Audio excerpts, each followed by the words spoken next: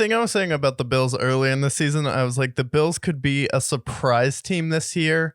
And I mean that because everyone spent the whole last few seasons trying to anoint them the next team to knock off Kansas City when it really wasn't their time. And the Bills bought into their own hype. Well, everyone jumped off that hype train for the Bengals, for better or for worse. And then as soon as everyone jumps on their train, Bengals forget how to play football. Joe Burrow gets injured and then they fall off. And no one is really talking about the Bills, and no one is delusional like they have been the past 2 years. Now the Bills are in the mode where they're just going to fly under the radar until they prove it. Josh Allen's going to take criticism, and he understands that when he loses. But I feel like this is the least pressure and the most minimal expectations the Bills have ever had, because everyone was focusing on Miami, and then everyone's like, oh, Miami's going to win this game. Well, we went and knocked Miami off, proved everyone wrong now, and now we're an absolute wagon after losing to the Jets.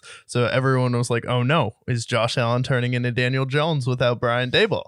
And everyone was panicking about the Bills, and then kind of took the pressure off of them, and they're almost playing with this new freedom. Stephon Diggs looks younger. Gabe Davis is playing better than he was last year because he was dealing with an injury last year, so he's looking better. And then you actually have some semblance of a run game. Interested though, is Tre'Davious White really going to hinder this team? He's out for the year.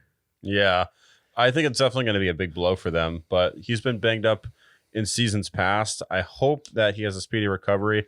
He's not going to come back at all this year, but I think they'll be fine.